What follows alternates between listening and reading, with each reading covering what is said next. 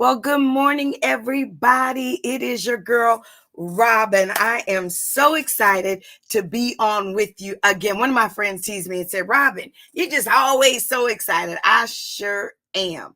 That is all right with me. I tell you, God has been good. So I have nothing but excitement as I think about the level of expectancy that I have with what He is doing in my life and going to be doing in my life.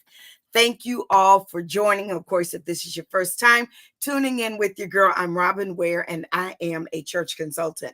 And I love to help churches operate more efficiently, more effectively, and of course, in excellence. My focus typically is around customer service, radical hospitality, and that's where we're going to land on today. And of course, wherever you're watching me from, please make sure that you have subscribed, you like, and you share this video.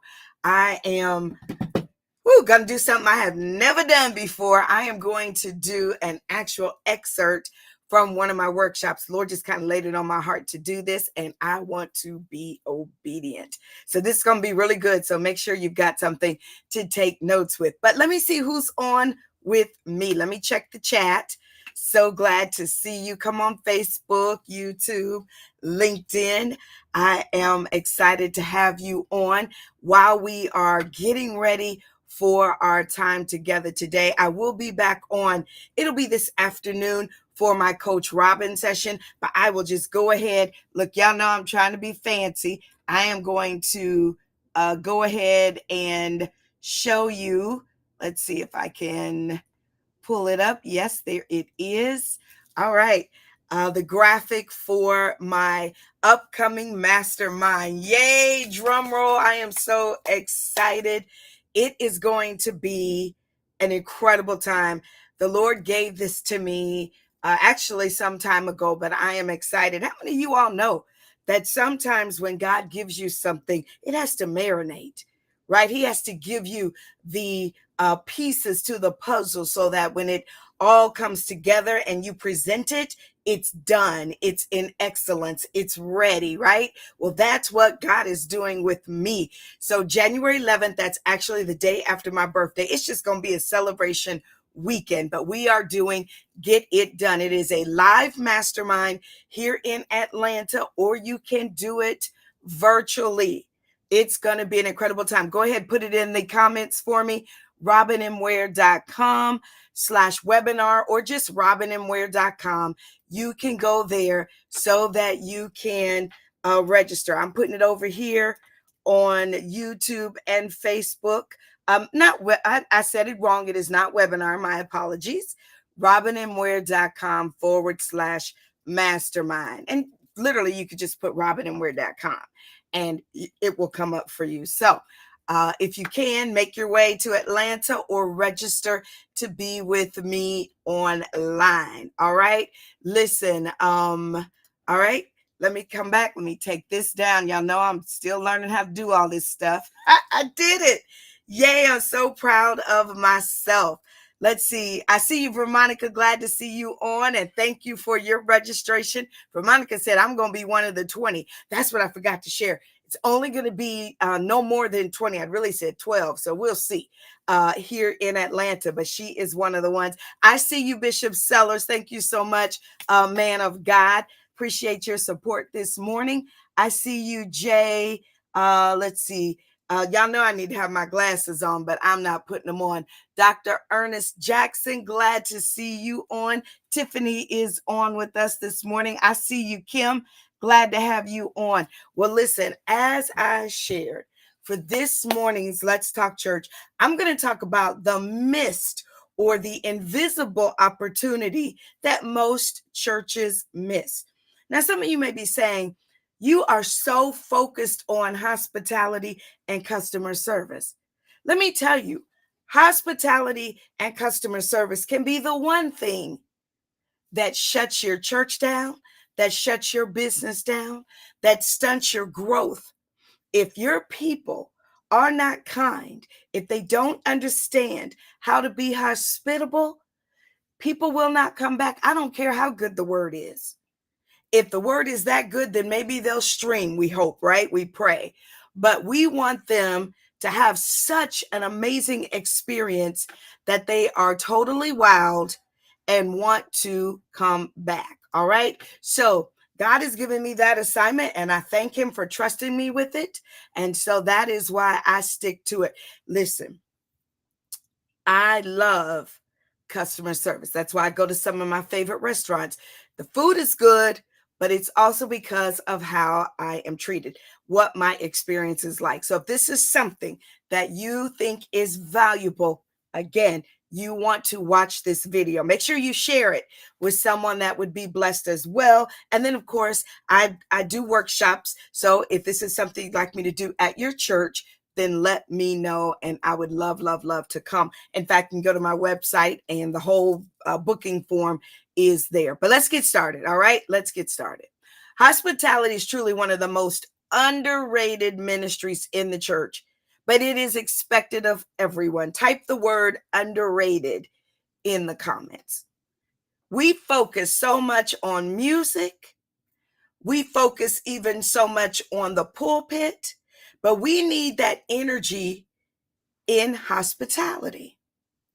You know, two of the most often asked questions of visitors is, where do I park and where should I enter? I want you to understand that your hospitality experience, it begins with your signage and your online presence. Barna Research shared that 58% of church searches begin online. What will people find when they find your ministry online? So your signage, even at your church, when people come in, do you have clearly marked signage as to where to enter and where to park? I was talking to somebody recently, and they were saying, oh, I'm going to this building, but I am not clear on where to park.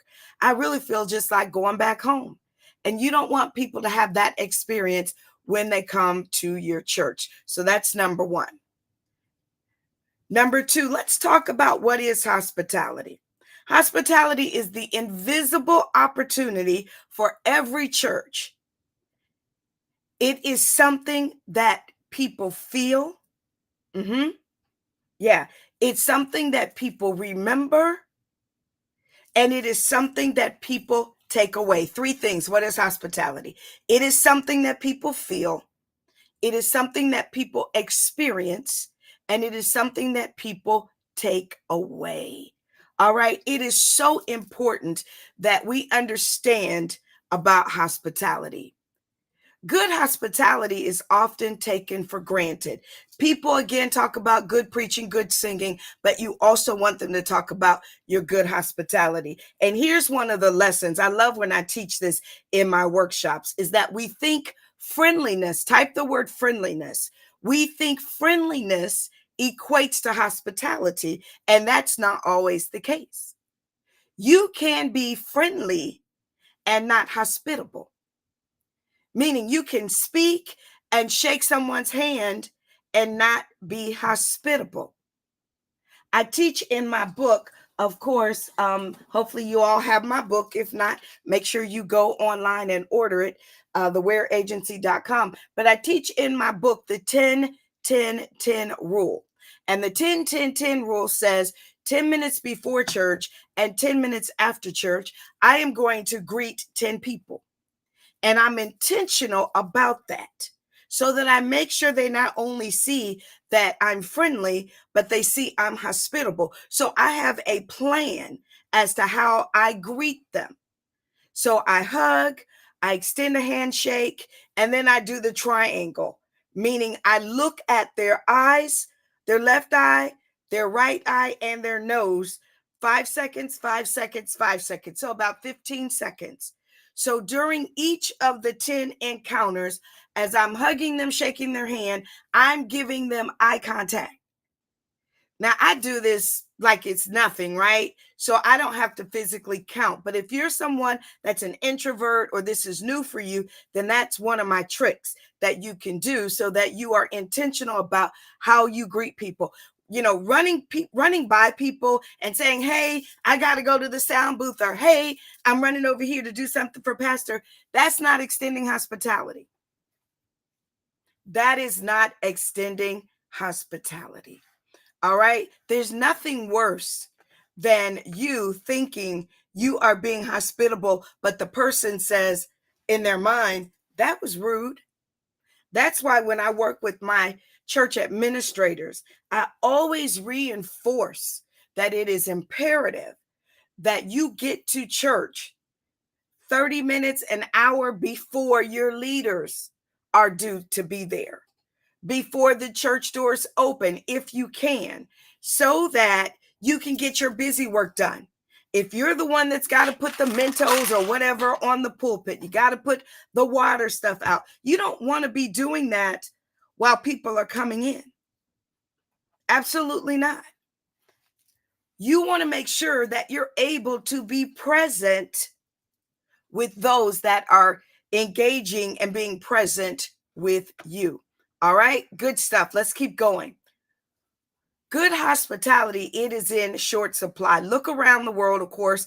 We know workers are few. How many times have we gone somewhere to a restaurant? Y'all know I'm a foodie. I always talk about restaurants, right? But you see open tables. And let me tell you, because I work in hospitality, they will not seat you at a table where a server cannot serve you. So just because you see open vacant tables doesn't mean that they've got availability for you. Restaurants base their ability to serve you based on having servers in place to do that. Same thing with ministry. We ought to have greeters in the parking lot on the exterior of the door. Y'all know me. I'm extra. That's why the book is called Wow. Yes. I believe that you don't start greeting people once they come in your vestibule or your lobby or your Northex, whatever you want to call it, but that you start that process in the parking lot, right? You start that process outside of the door. You open the door for visitors and members alike to come in, because you want your members walking away impressed as well. Oh my gosh, we have A1 stellar team. Thank you, Jerry. I see you saying you love my hair. I've been doing my little pin curl thing. We'll talk about that separate. That's little girlfriend talk. But it is important that that wow experience is extended to everybody, but that you start it immediately. Again, even from the website, your website should have on there, plan your visit. It should have a page where you're able to have a visitor notify you that they're coming, right? When you go to a hotel, what do? You make a reservation. What do you do when you go into a fine dining restaurant? You make a reservation. So I believe that we can shift the mindset of those visiting churches and letting them know that they can make a reservation, because we're not only expecting them to come, we've planned for them to come. A lot of you have heard me teach this. There's a difference between expecting and planning, right? I live in a house with multiple bedrooms because I have siblings, and I expect that they're going to come and visit at some time or another, right? But when they tell me they're coming, I then plan for it.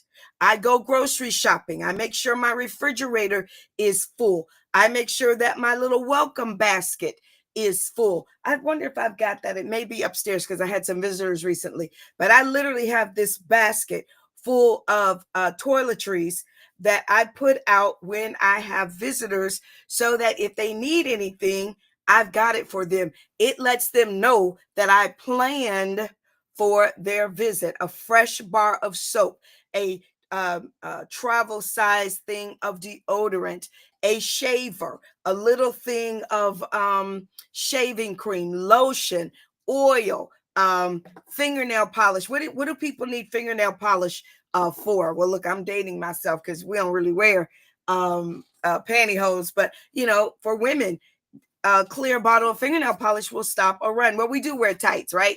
So it will stop that run. So having that basket, that tells them that you planned for their visit. Again, that's the difference between friendliness and hospitality. All right, let's keep going. In the Greek, the word Xenia is an ancient Greek concept of hospitality. It's sometimes translated as guest friendship. For the early Christians, it was an institutionalized relationship rooted in generosity, gift exchange, or reciprocity. And that's all. That's what the Apostle Paul, he said, contribute to the needs of the saints and seek to show hospitality. Romans 12 and 13, which means that we should not neglect to show hospitality to strangers, for thereby some have entertained angels unawares. We've quoted that scripture many, many times. All right. Hebrews 13 and 2. But show hospitality to one another without grumbling. That's 1 Peter 4 and 9. Otherwise, it's not really being hospitality. If you have people that serve on your hospitality team that are grumbling about it, you need to get them off of the hospitality team. One of the things I teach in the book is it's important to have a morning huddle. Before service starts, you have a morning huddle. It's a time of consecration. It's a time of prayer, but it's also a time to do a check-in. All right. You can do a fit check. Make sure everybody's dressed according to the way that we've asked. Now, a lot of people can get all up in, arms about, oh, why we have to dress alike and all of that. It shows that you can be submitted. It shows that you can submit. It's easy. It's not deep. We're not trying to make this a cult. It just shows that you could be trusted. If we ask you to wear a red polo with the church logo and black pants, that you can be submitted. All right. Don't make it any more than what it is. All right. It's for an hour and a half. It's not going to kill you. And then when you show yourself that you could be trusted with a little, then God can trust you with a lot. I know you're thinking, oh, Elder Ware, what do you mean? Why are you using scripture like that? Because it's true. Y'all think that, that scripture is just talking about, money or kingdom assignments. It's also talking about responsibility. It's talking about commitment. Yeah. I demonstrate that I can be dependable. I demonstrate that I am responsible with my assignment. I demonstrate that I am responsible with my title. I am the elder. I am an elder, but I am the overseer of elders at my church. So I don't miss consecration unless I'm traveling, right? Our church time now is 2 hours earlier than what we're used to it being. All I did was just change my alarm clock because I'm not going to make it because I don't, I want to sleep in an extra hour or two. No, I go to bed earlier on Saturday. Look, don't y'all judge me. I'm a woman of a certain age. I need my beauty sleep, right? I go to bed a little early on Saturday so that when I get up Sunday, I'm full of energy. I'm excited. And I am showing the Lord that I am showing up ready and excited for his day, just like I do for days that I think are about me. All right. So let me keep going with this. A friendly church. I'm getting ahead of myself. I love this. I told y'all I'm sharing with you from some of my teaching. So I'm looking at my notes. So bear with me. I apologize. This is how a friendly church can miss on hospitality.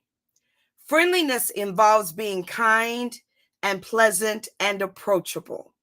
It is the first step towards hospitality, but hospitality involves generosity and even sacrifice. Type generosity. All right. Hospitality involves generosity and even sacrifice. What is sacrifice? Sacrifice is designed as an act of giving up something valued for the sake of something else regarded as more important or worthy. Just what I was saying. I make sacrifices, right? You want to make sure that your hospitality involves generosity and even sacrifice. Yes.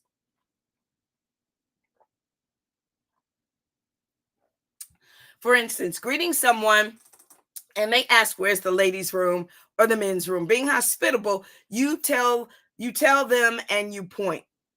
Sacrificing, you escort them. All right. Someone asks, when does the choir meet? Being hospitable, you give them the web address or you direct them to the minister of music. But sacrifice means you get their name, you get their number, you get their email, and you give it to the choir director. And then you follow up and let them know, I gave it to the choir director. Expect a call from XYZ this week.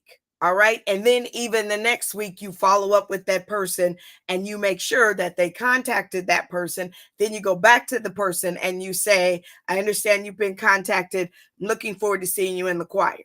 Is that extra? That's what I talk about in my book. That is how you go an extra mile. Matthew 5:41. Someone asks you to go a mile, compel to go another mile. All right.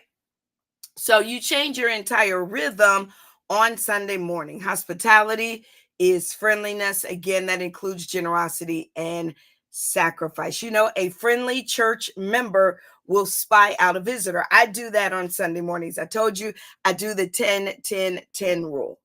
And what I do is I go around in that 10 minutes before church and 10 minutes after is I greet members, but I also spy out visitors and I thank them for coming. I welcome them.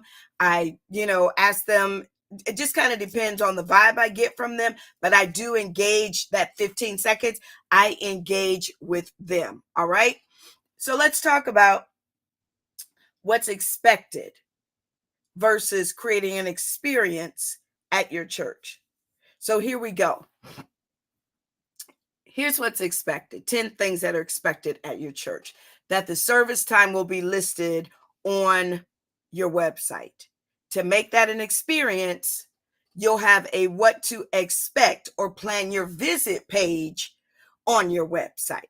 All right. And it will have great tips for a worship experience, meaning we're charismatic at this service. We're more casual at that service. We have a youth service or we wear t-shirts on Fifth Sunday or whatever. We have parking for 55 and above. I used to think that was so old till I turned 55, right? But I know of a church where they have parking for seniors, but they also have parking for 55 and above. Number 2, talking about what most visitors expect. They expect the church to have a Facebook page. What makes that an experience is that you will have an up-to-date Facebook page with your service listed as an event. A Facebook group even that your visitors can become a part of. And a link to your website for visitors to click, as well as a welcome video. I know I'm giving you a lot. I'm not going to go through all 10 because this is a lot, but this is what I do when I do my workshops, because I am one of those that I leave a deposit. I want to make sure transformation happens. So I don't just talk about what churches do and they ought to do better. I give them the tools and the steps, the strategies even to do that. All right. So I'm going to give you one more. Let me finish this about the Facebook thing. So many people, we know 2 billion people are on Facebook. We are supposed to, Matthew 28:19, we're the Great Commission. We are supposed to go out, go ye therefore. So we need to go where the people are. If the people are on Facebook, then give the people what they want, right? But do it in excellence. I tell you, I talk about being effective, being efficient, and doing it in excellence. Your Facebook cover should be up to date. It should have your service information on it. You ought to have a welcome video on that page. Even have you claimed the name, the URL for your church's Facebook page? Have you made sure that your Facebook page is tied to a domain email that your church owns? All right. And then, do you have someone on Facebook that's monitoring the page, that they're answering questions, that they're putting up-to-date videos and memes and reels on that page? If the only time you have activity on your church's Facebook page is when you go live, you're missing it. Facebook is an incredible piece of real estate. And anybody that owns a home will tell you that, or anybody that has an investment portfolio will tell you that real estate is extremely valuable. All right. So you have to know the value of the tools that you have. Let's go. Y'all want more? I got one more. Y'all want more than that? Let me know. Number 3 is what's expected from a visitor is that you would have directional signage. Of course, to make this an experience would be, number 3 would be that the church to be located where you say it is located. I love this. To make it an experience would be directional signage, feather banners along the road leading to your church.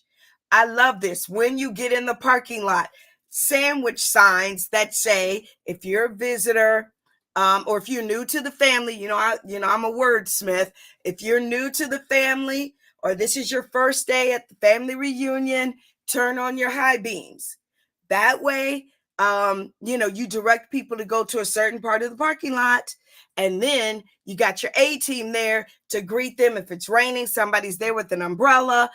You've got a table or a tent that welcomes them, to the family, whatever it is you want to do. When I do my sessions, I actually I put people in teams and I ask them to come up with ways that they can create an experience, because they know their house better than I do. They live it and breathe it, right? So, but they're able to come up with ways to create a generous spirit, a way to be sacrificial for visitors. All right. And then, all right, JP says more. Let me keep going. Number 4, what visitors expect is parking to be available.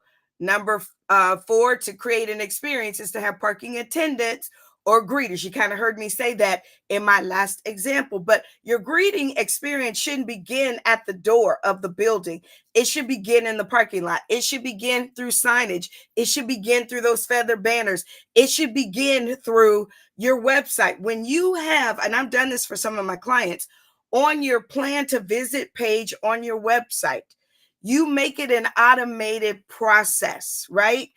People should be able to notify you that they're coming. I did the whole, reservation example a minute ago, but you also have that link to an ambassador on your team that receives that reservation via email, so that they then can make note of XYZ is going to be visiting with us on Sunday. But the automated process will automatically send that person a welcome series of emails. And y'all know I've got different tools on my website that you can use to implement so that you don't have to, create all of this.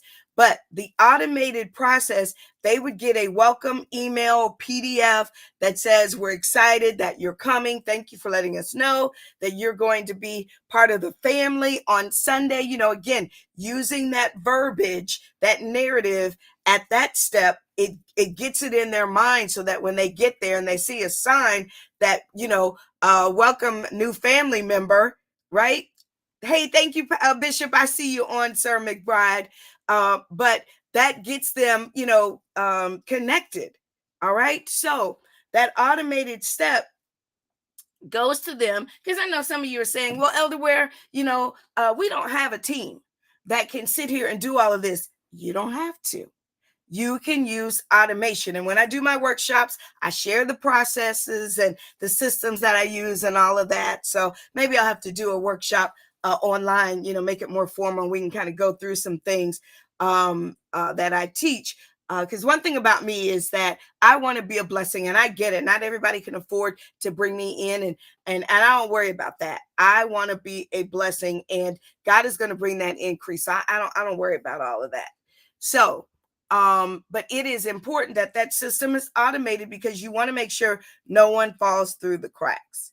Then that same automated process will send them an email saying, here's a parking pass, here's parking instructions, or here's directions to our church, whatever it is you want to communicate. If you're a large church, it may be a parking pass so that they get really good parking. But if you're not a large church and you got plenty of spaces, then maybe it is just information on how to get to the church or where to enter, whatever it is you decide, right?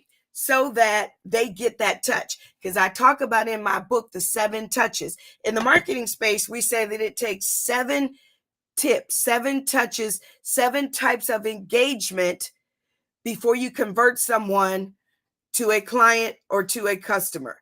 You walk them through what's called knowing, liking, and trusting you phases. It's the same thing in ministry, in relationship building. Because one of the things, I didn't really talk about it, but I do spend a lot of time at my workshops, is that relationship building is what begins the church growth process. All right. It is relationship building.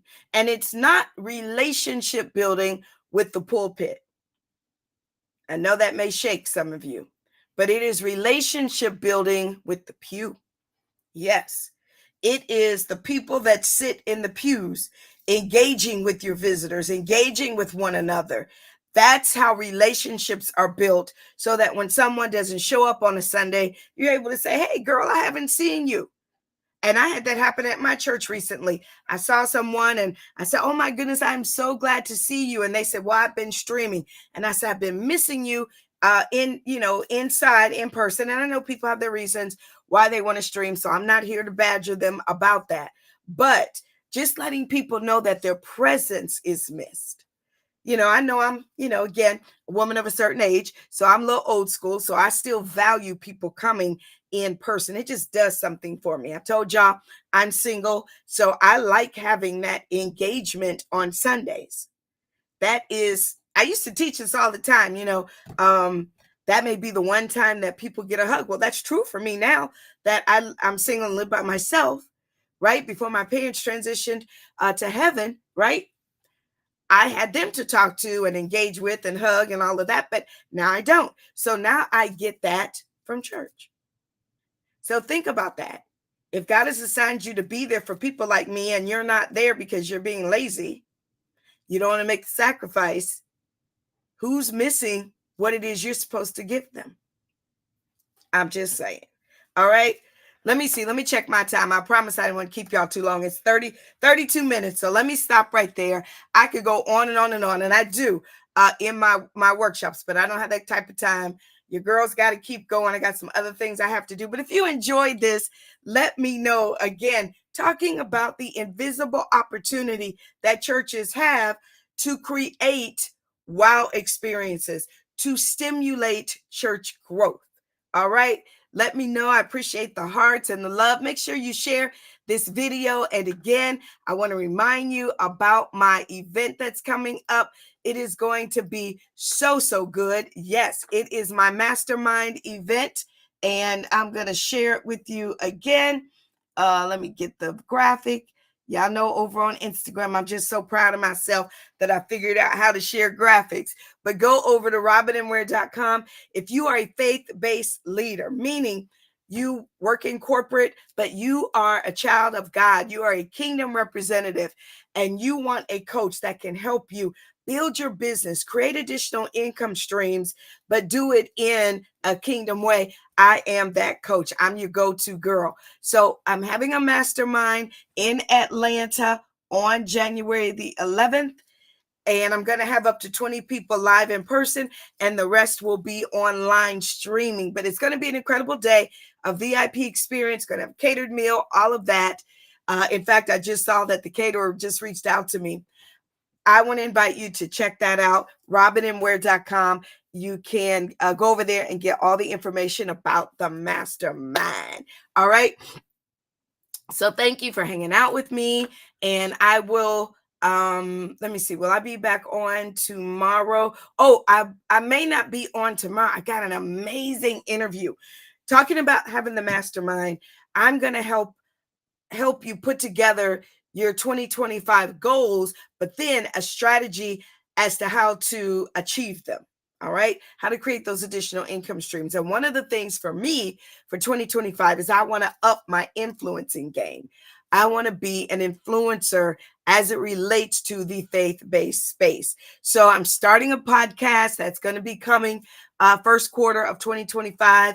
I met with my tech team the other day. So we're, working on some things, but I am working on interviews, and I want you all to know that your girl has secured an interview with a major celebrity spouse. Yes, I am so excited. They're not church, so it's not a pastor's spouse. This is a major celebrity, because I just stepped out on faith. Nothing beats a failure but a try. And one of the things we'll focus on in the mastermind is overcoming our mind. Yeah, because our mind, we often say, oh, the sky's the limit. No, it's not. It's your mind that's the limit. So I don't get ahead of myself. I'm going to talk more about that when I come back this afternoon. But I've secured an interview with a major celebrity's wife. When I tell you, God will show you when you are in alignment. I could say, oh, I'm just little Robin. I don't have, a church. I don't pastor. I don't have this. I don't have that. But I have you all. And you all show me that I'm valuable. We all need that. Don't let anybody convince you that you don't. We all need to feel the love. And so I thank God for each of you. Thank you for your support. We're going to have an amazing 2025, and I'm looking forward to doing it with you. All right. So I will be back on this afternoon, as I said, with my Coach Robin segment. All right. God bless.